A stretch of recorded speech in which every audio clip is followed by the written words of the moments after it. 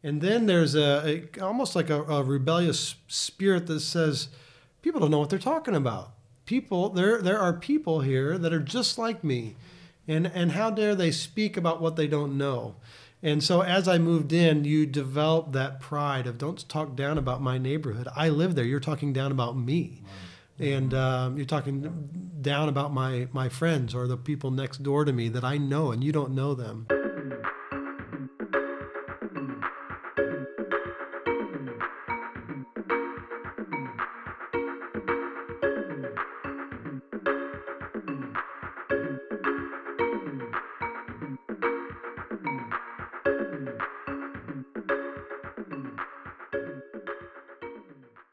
Welcome back to Neighboring, a podcast hosted by NeighborLink Fort Wayne, where we attempt to ask and learn about what it means to be a good neighbor.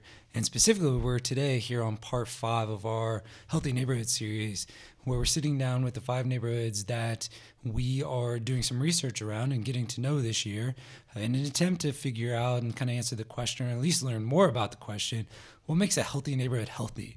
If there is such a thing as a healthy neighborhood, what are the metrics? What would they be? And what's the measure on that? And today we're here with the neighborhood that I know the least amount about in Fort Wayne, the Pettit Rudisill neighborhood. So we have some neighbors here that are going to come and share from their experiences, longtime neighbors, what neighborhood association is, how they got involved, and a little bit more about their neighborhood. So welcome to the Neighboring Podcast. Thank you for coming. Thank you. Would love for you guys to just introduce yourselves. We'll start with Laurie and we'll kind of work around the table. So introduce yourself. How did you guys end up in Pettit Rudisill? How long have you been there? And maybe a characteristic about what you love about it.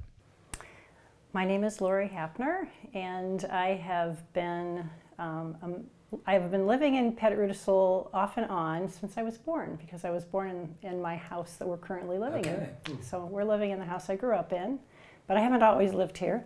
Excuse me. After we got married, Randy and I were transferred to Illinois and Missouri, and came back then eventually when our oldest son was born. And so when we moved back in 1985, so we've been living in the Pettit Rudisill neighborhood since 1985 as a family. Okay, wow. So you grew up there? I grew up there. So I have seen it before and after, the kind of the early years and later. Well, that's great. I would love, let's spend some time talking about that. Okay. Hi, Randy. Hi. And I followed her. So my name's Randy. And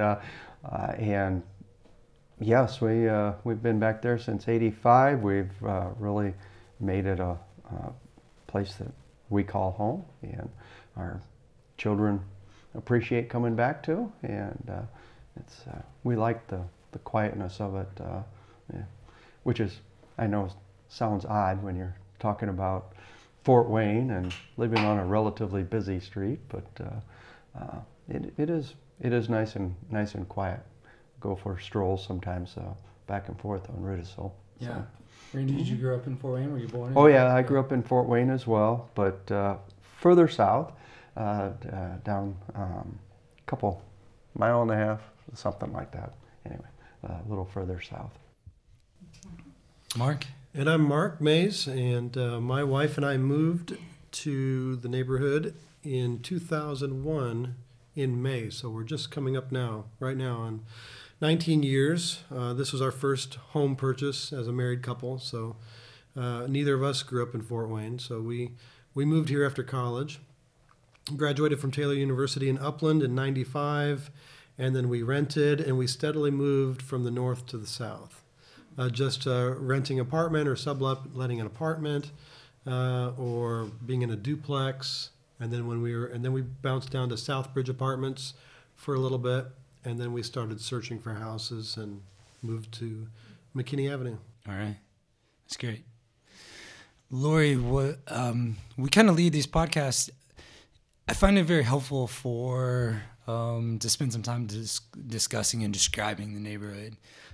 Geography, history, the layout, the type of housing. So could you, since you've been there since a kid, can you start us, and Randy and Mark can kind of fill in the details, but describe the neighborhood. Try to paint a picture. If someone was just listening or that isn't really familiar with Pettit Rudisill, can you just start by describing, painting a picture of what Pettit Rudisill neighborhood is like? Is like currently.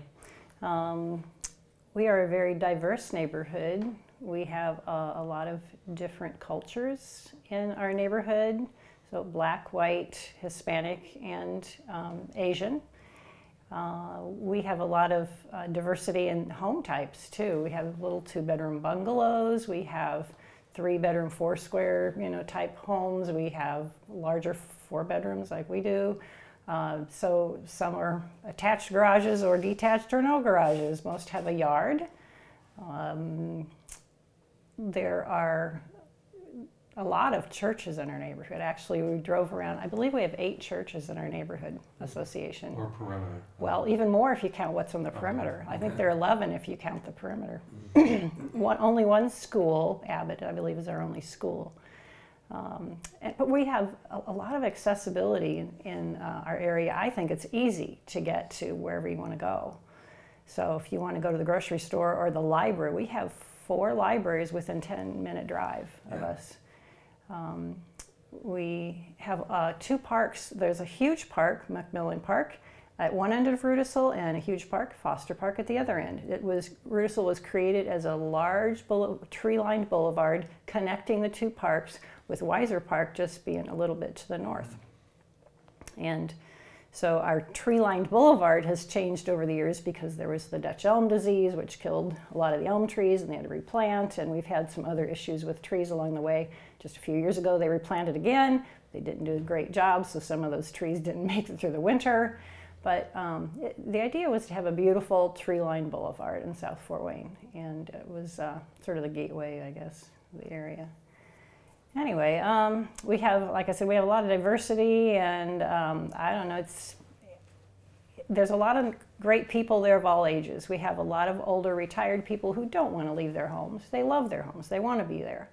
And we do have some younger families moving in, but I'd say more of the younger families are probably Hispanic and Black. And then I think we have the Asian families, from what I've seen, tend to be a little bit older maybe.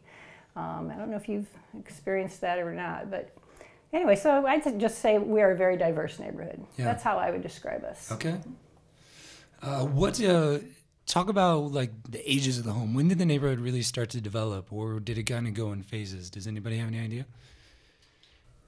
Wasn't it, and you can correct me, but with the post-World War II and International Harvester coming in, being a real boom, and so a lot of small houses, blue-collar workers moved in to live close to International Harvester, a large employee base, and you have hundreds of those homes that are pretty small. They've been there since 40s. 40s probably. 1940s, yeah. 40s, 50s. Mm-hmm. And Harvester employed somewhere around like 10,000 people in its prime, right? It was quite large. Quite a few, yeah. yes. Harvester and GE were really the 2 big companies in Fort Wayne at that time, I think. Mm-hmm. Mm-hmm. Yeah.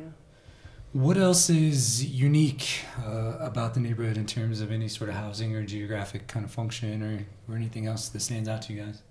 Well, you mentioned about the tree line on Rudisill, but one of my favorite things is going up in one of the taller buildings in downtown. And as a youth pastor, I've taken youth up into high-rise buildings or on the rooftops downtown, and we've prayed over the city. But when you look south in our direction, southeast, from downtown, you hardly see any houses. It looks like a forest. And it's easy when you're in the community just to kind of look at alleys, streets, houses. But if you pick your head up, then you see these huge, mammoth, full-grown, mature trees.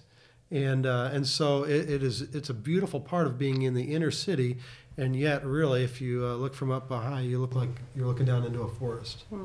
Yeah, it is. Cool. It's really radical when you get a change of perspective. Yeah, just what our city looks like. You know, for a city our size, I often talk about just how rural our city really kind of is once you can get, and just how spread out it is. Other cities our size may have a smaller geographic footprint with the same kind of population density, but Fort Wayne's really unique in how spread out it is, and that nature of if you can get high above and really mature trees and forest that's interesting. Of course, that attracts squirrels, and I don't know whether people like squirrels or not, but we always like them. You feel like you're kind of, in the country, you've got squirrels, you've got a lot of birds, all kinds of birds because of these full-grown trees. Raccoons, Rabbits. opossums. Rabbits. Yes. When I thought about the question of what makes it unique, what popped into my mind was 8 minutes. Okay. 8 minutes. And Laurie briefly touched on that. And I was thinking about it, sitting there in my home, and I'm thinking, in 8 minutes, I could be to one of 4 different libraries. I could be to 4 different parks. I could be to Menards and Walmart and such to do shopping. I could be to 2 different branches of the YMCA. Yeah. I can get anywhere in about 8 minutes. And when you consider that to some other areas of the town, that's 8 minutes wouldn't get you very far. Because we have less traffic. When you compare us to the and north it's well side laid of out. Fort Wayne, we have less traffic, and that is nice. Yeah. I like that a lot. And Pettit Rudisill, correct me if I'm wrong, is about a mile and a half from really kind of the core of downtown, right? Mm-hmm. It's not very far at all. Yeah, Maybe so it's not 2 miles, maybe. about 'Cause 2 we're in miles, the sure. 30. We Yeah. start the 3900 block. So if you count, 100, we're 39 blocks away. So maybe 3 miles. Got it. So not terribly far and right through a major north-south corridor to get in and out of town. So accessibility and resources are a big part of what makes kind of the community happen. It is... go ahead, actually, you mentioned the corridors, and we actually haven't brought that up on the podcast, but Pettit Rudisill is bounded by Lafayette on the west side, Anthony on the right side, Rudisill on the north side, and Pettit on the south side. Okay, so all those different streets, like I said, well laid out, none of this meandering sort of roads that can take place other places, nice square cut. Mostly. There's a couple of things. There's that one area, yeah. But for the most part, very, very straightforward and laid out, and that helps with the flow of traffic. Sure. Well, Laurie and Randy, you guys obviously communicated about a long-term kind of connectivity of growing up. What was it like in terms of coming back and moving? So, Laurie, tell us a little bit more about your history in the neighborhood in terms of the whole kind of life you've seen the neighborhood from childhood to now. Talk about some of the things that you loved when you were a kid and what may or may not have changed for the better or worse. Yeah, one of the main things I remember, because I did live on Rudisill, is that Rudisill originally was a 2-lane road. We had parking on both sides of the street. Okay. Everybody walked to school, for instance. I went to Bethlehem, which was 8 blocks from my home, and I walked to school. I went to Ben Geyer. We often walked there. I went to South Side. We walked there.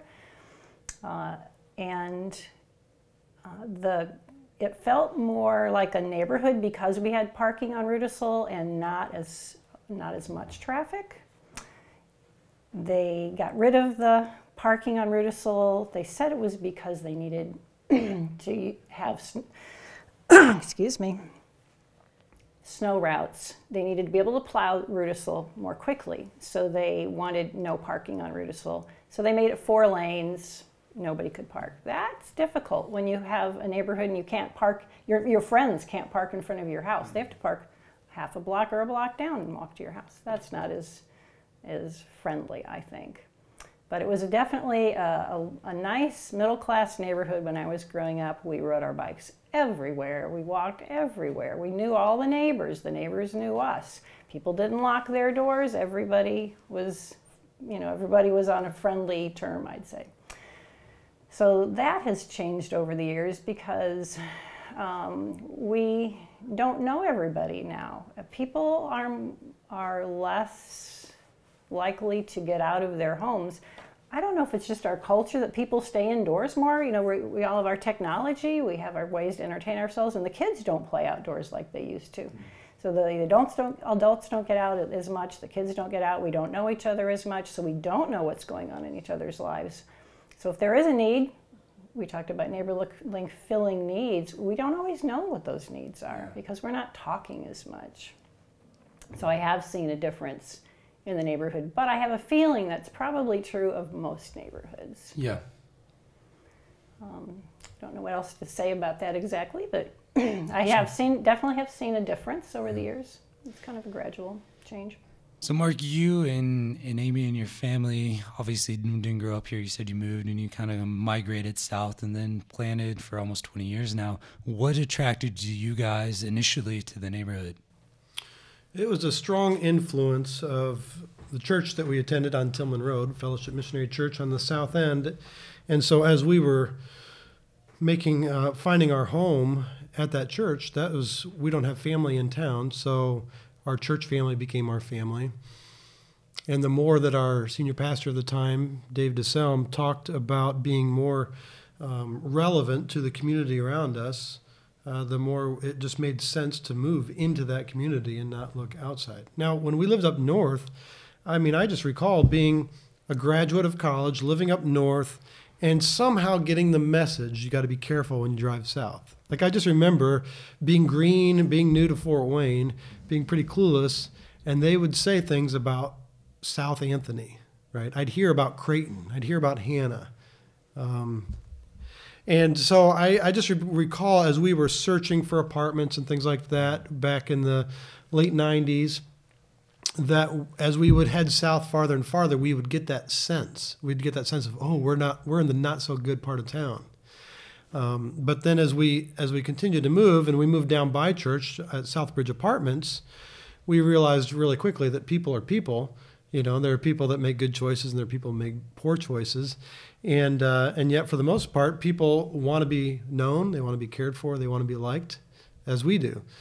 And so just the influence of the church, and I'd be remiss to say that the cost of living, you can't get any less expensive than where we were moving towards. And so, you know, I was looking at finances and what we could afford, and we moved there at an incredibly low price for our mortgage, low price for purchasing a house. Moved into the neighborhood and say we want to be neighbors and get to know neighbors, and we've raised our kids there. Yeah.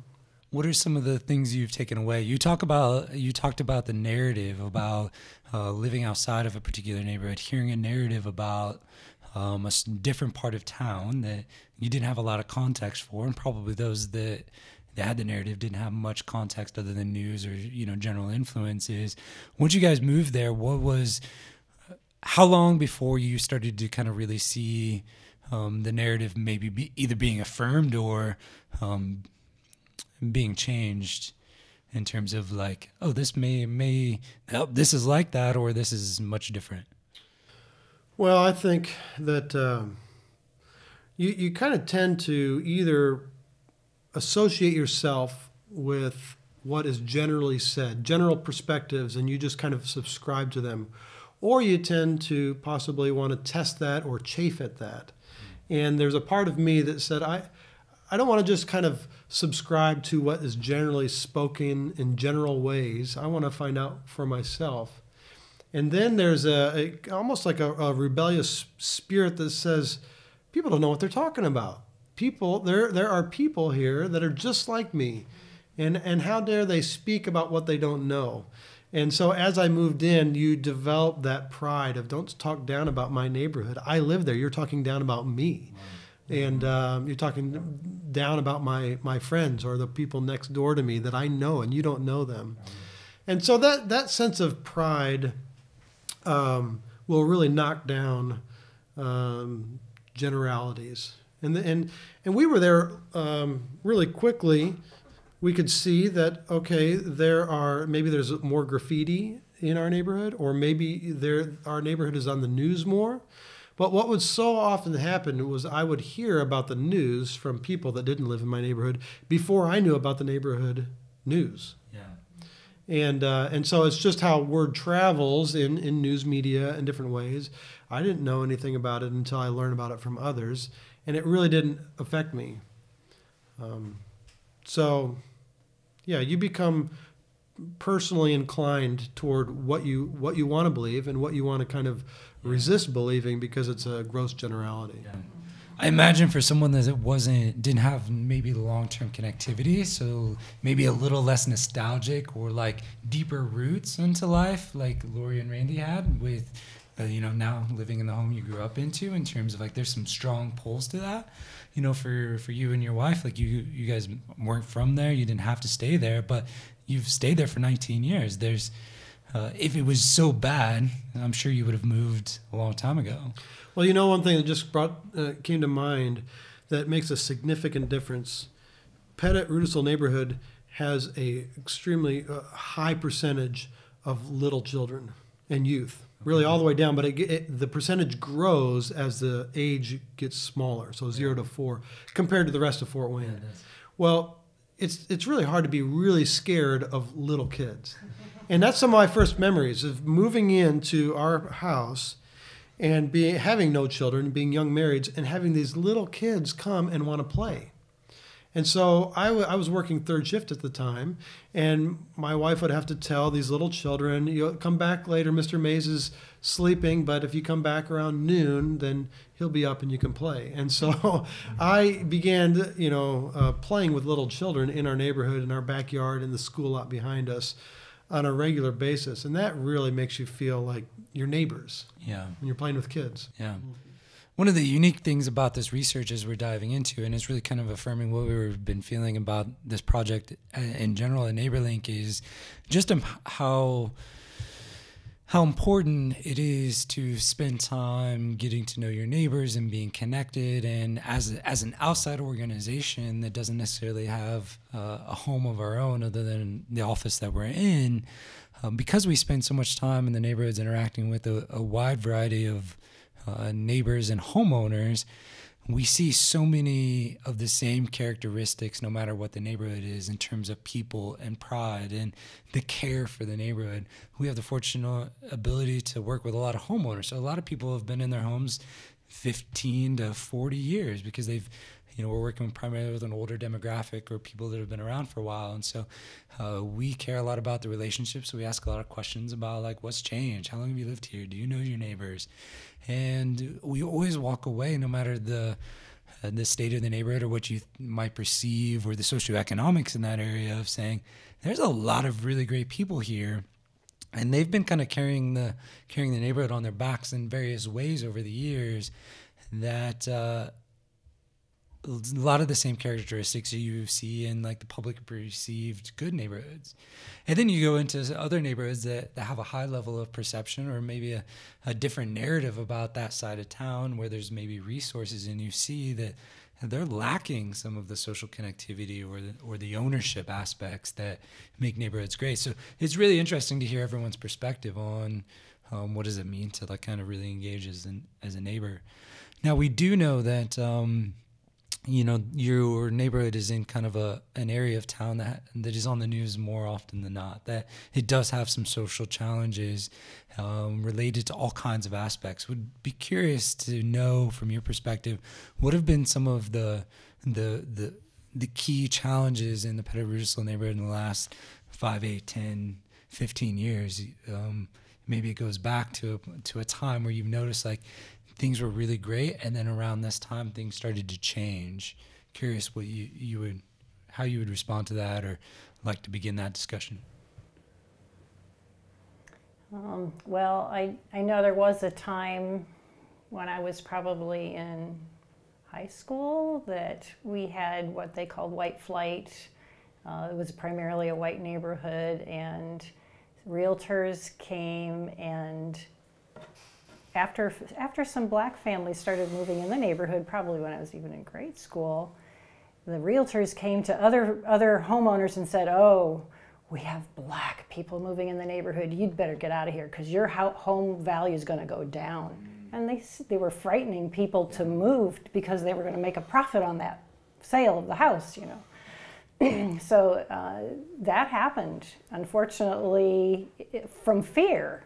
And what kind of era, like in what years? That would be like maybe in the 60s, Okay. 70s, that time period. We had lovely black families moving into the neighborhood. You know, there was not, they were not to be afraid. We were not to be afraid of them, and we should have embraced them. But the realtors really created that, and then the news media kind of jumped on that too. The problem is then we went from other cultures moving in and owning their homes to a lot of landlords buying up properties cheap and renting them. Sorry. And then we have a lot of transient neighbors. They come in, they'll live there maybe less than a year, and out they go. You never really get to know them that way. That is really hard. So having so many rental properties, and I would say those landlords who own many properties are the ones that tend not to keep up their properties very well. So those people don't want to stay very long. They want to, they live there for a while and off they go. I don't know what their reasons always are. But that is a problem because we don't feel connected to them. And after you get burned a few times, you know, you reach out to them and you take them the apple pie and you welcome them to the neighborhood, and then all of a sudden they're gone. That is a hard situation. I don't like that at all. So you tend to want to go, well, should I even bother getting to know them because they might not be here in a few months. Sure. So I'd say that's one of the hard aspects of this change, is that the people just come and go too quickly. Yeah, and I don't think that's race-based. It is socioeconomic. It is. I'm having a hard time making my payment, so I found a place cheap here. It's not really where I'd like to be. So if I can get out, I will, but I'm here temporarily. And so right next door to me, there's probably been 8 or 10 families that have come through, and they've been all races. The most recent one was a Burmese family, and they were here just for a year. Muslim Burmese that lived for a year, and then they're moving closer to where the mosque is, just south of us.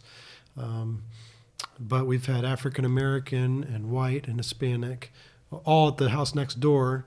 Anywhere from being there for 6 months to being there for 2 years, but that's about the max. So that turnover is a challenge. Right, and then right on the other side is a neighbor that's a homeowner that's been there longer than I have. So, yeah. Mm-hmm. How do you go about kind of changing that narrative in terms of like, how do you increase home ownership these days among some of your neighbors in your neighborhood? Like, what are some of the thoughts? One of the good things that has happened is because the homes decreased in price there, and maybe some of them weren't cared for very well for a while, we had Hispanic families especially coming in buying a home that needed repairs and was very inexpensive.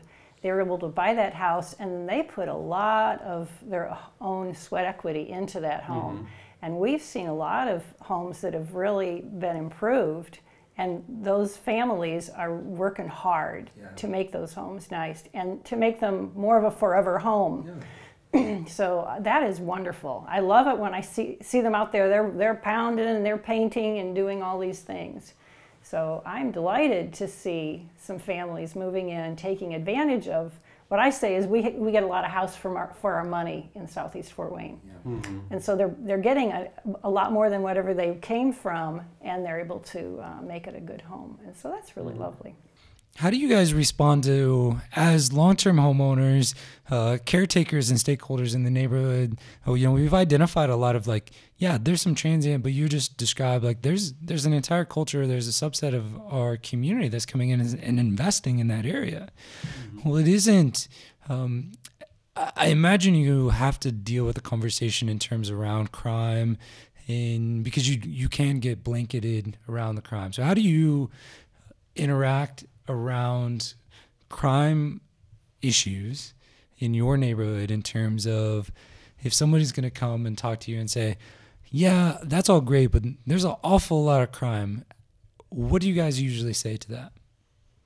In terms of trying to like, yeah, there might be some crime, but it's not as bad as you might think? It's not as bad as you might think. And a lot of times what we see in the news media is when something happens in Southeast Fort Wayne, they say, this happened in Southeast Fort Wayne. But when it happens in Georgetown, they don't say this happened in Northeast Fort Wayne. Okay. When it happens around the mall, they don't say this happened in Northwest Fort Wayne.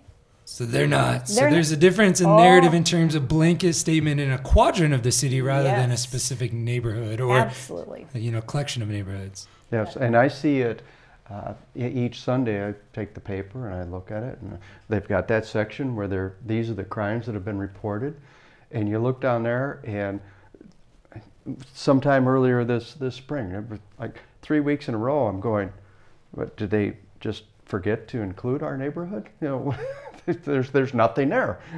How can there be nothing there if we're such a dangerous neighborhood?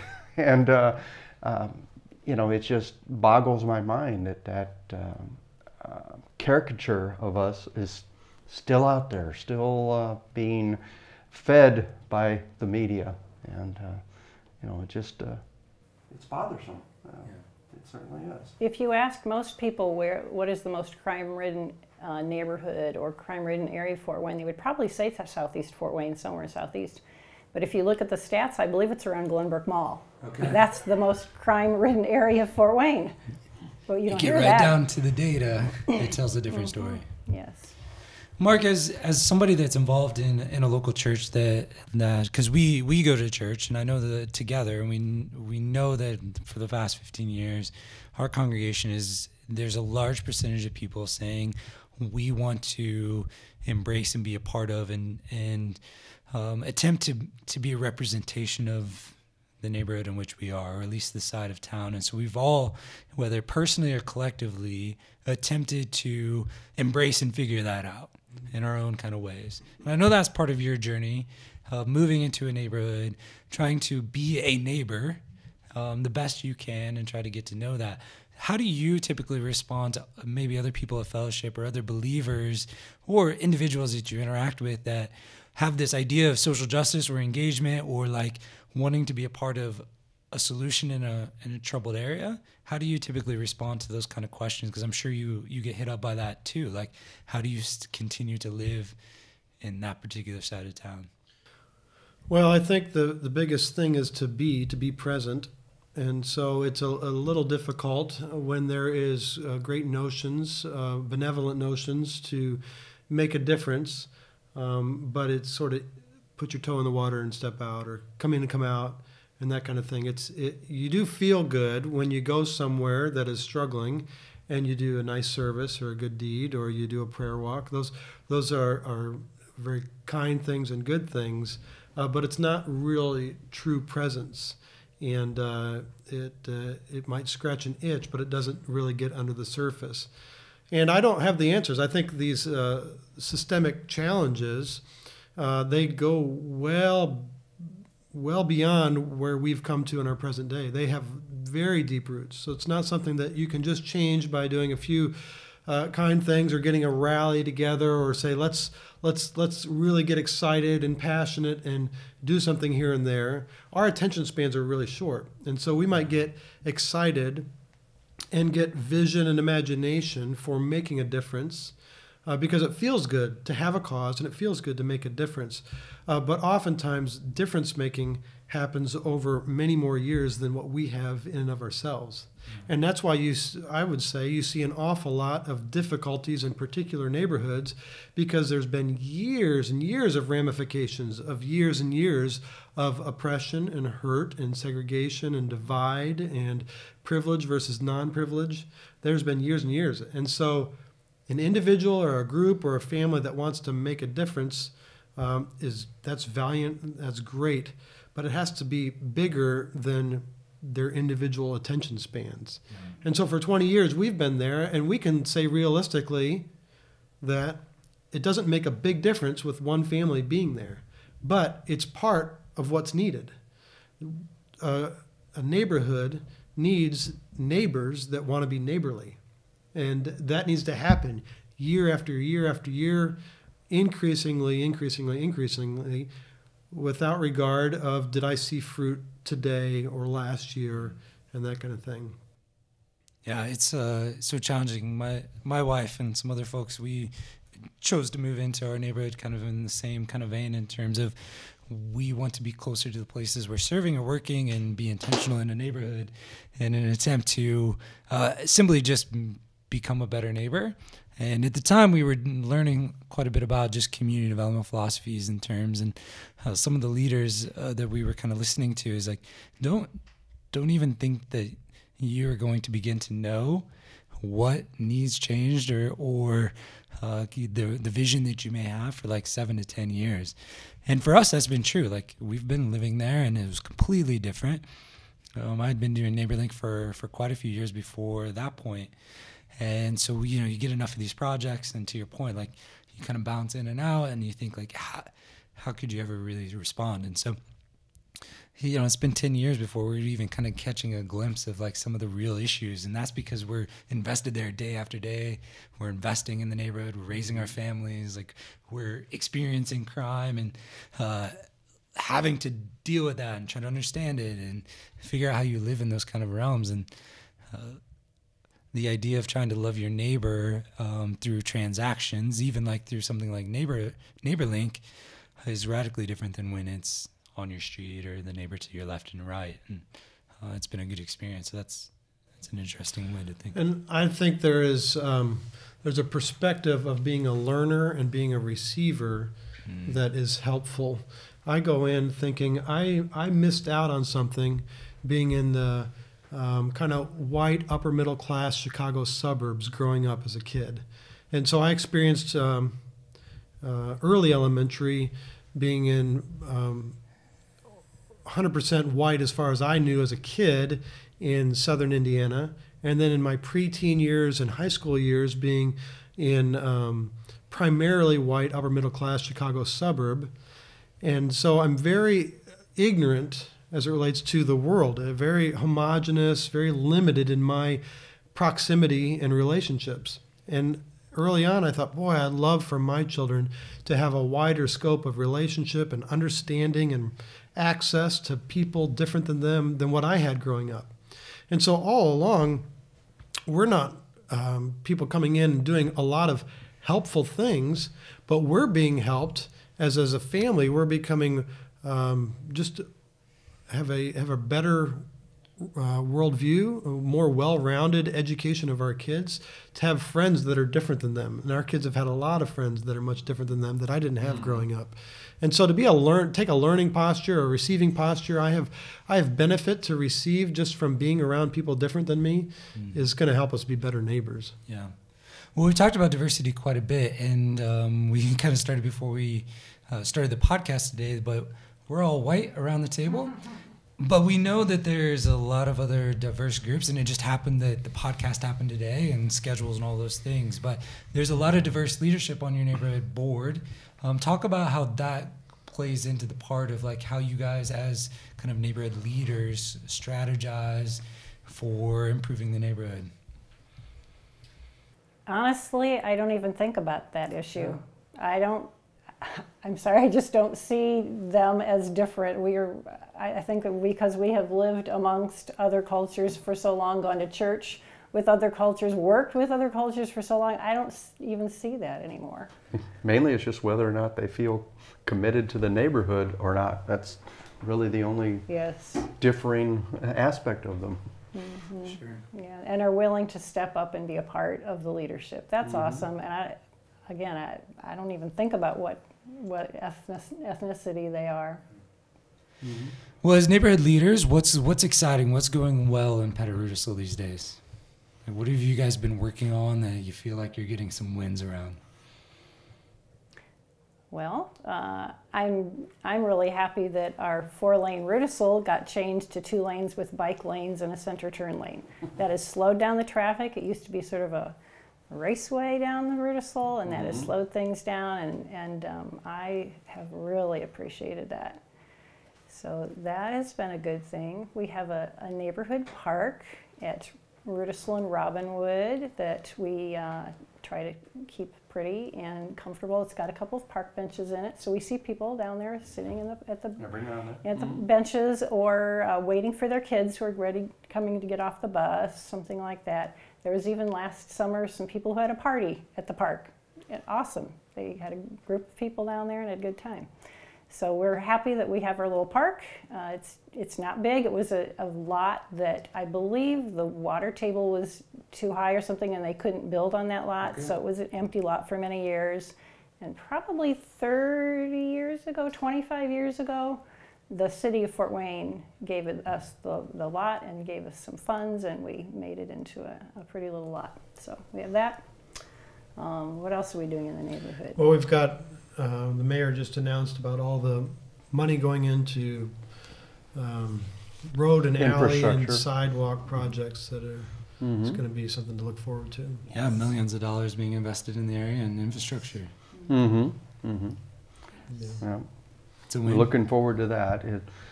It'll be the usual. It'll be quite a mess, I'm sure. Well, you might have to take my 8-minute mark and kind of adjust it a little bit. Sure. But when it's done, I'm sure we'll all be glad that it's done. Yeah. I have been really encouraged just in the last few months. First of all, NeighborLink had contacted me and said that they were interested in the neighborhood. Fellowship Missionary had contacted me and said they have some ideas about some things to do. Kingdom First has moved into our neighborhood, a new church, and they are interested in the neighborhood. Yeah. We've had a new couple of young men that I'm familiar with who've recently purposely moved into the neighborhood to be light and salt to the neighborhood. And we've had other people along the way, the same kind of reasoning that they want to make a difference. And so they want to be part of the neighborhood, not just drop in and help with something. Yeah. And that has really encouraged me, because sometimes it feels like I'm doing it all alone. Yeah, I just received an invitation email yesterday of a couple men that live in our neighborhood that have moved there intentionally to just be present, be neighborly. And they, along with some friends, are committing to walk and pray in their neighborhood every day for the month of May. And so they're recruiting and asking other neighbors in the area to join in a couple times a week, 2, 3, or once a month. They're just trying to grow that sense of let's walk our neighborhood, take walks together, be together, meet neighbors, and pray. So that's a neat thing. And you mentioned the church, Kingdom First. That's a neat thing. We had a church that was sort of a dying church, an elderly congregation, just getting older and older and not growing. And it finally, and then we had a Hispanic church that shared that church on McKinney. And so we had an elderly, aging kind of white population church heading out, a Hispanic congregation that came in and grew and grew and grew until they outgrew the facility. Wow. And moved over to Simpson United Methodist. And then it stayed dormant for maybe a couple of years of a church that had had some pipes burst, and it was not a good situation. And Kingdom First came out of Grand Rapids and brought what I've heard is 40 families from Grand Rapids with them, and came and purchased the property on McKinney. Kingdom First. They stayed on Rudisill at the Summit building for 9 months or a year. And so that's just new life, new vitality, new activity right there with Kingdom First. That's a really neat thing. That's great. As we work to close, curious what you guys would say in terms of what do you think makes a healthy neighborhood healthy? Like, what are some metrics that you've experienced as individuals in terms of like what makes a healthy neighborhood? I just think neighborhoods are made of people. So it's kind of... what makes a school healthy? You really want to talk about the faculty and the staff and the kids. What makes a church healthy? You want to talk about the people that go to the church. Yeah. Otherwise, it's just kind of a shell. And so the neighborhood is just a territory made up of people. And so the greater that you have healthy people, that's going to make a healthier neighborhood. And people become more and more healthy when they rub shoulders with healthy people. And so if you have people that are healthy, that part of health means I want to know you, love you, learn from you, and be your friend. And that increases, that grows. That's something that's kind of unstoppable, is the love of people. And that makes, to me, a healthy neighborhood. The term for me comes to mind, and it's very similar, is caring. People caring for one another, caring for their neighbors, caring for how their neighborhood looks, and keeping things up so that people driving by won't see dilapidation. They'll see something that's vibrant and alive. And I think that makes a big difference. And taking care of the neighborhood physically too. It's really nice when you see somebody taking a walk and picking up cans and bottles, picking up the trash, mowing, or I saw the other day somebody's sweeping their curb, the street along the curb, sweeping the curb. That's awesome. You see anybody out fixing up their houses, planting, first of all, just being outdoors, you see people outdoors, I think that's encouraging. And when you see them outdoors mowing their lawns and edging and doing something a little bit nicer, awesome. I just want to go over and say thank you. Thank you for taking good care of your property, because you know what? Your neighbors notice that. Yeah.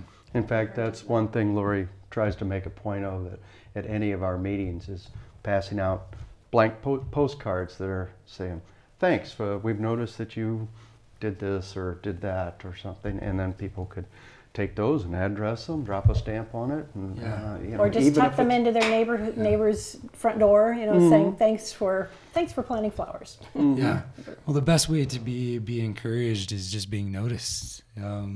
So many people working hard in small ways in their own neighborhood, or taking responsibility for their own thing, or taking responsibility for that other thing that no one else is really takes, owns, and just being able to be seen every once in a while. And that's a great idea. That's a great idea.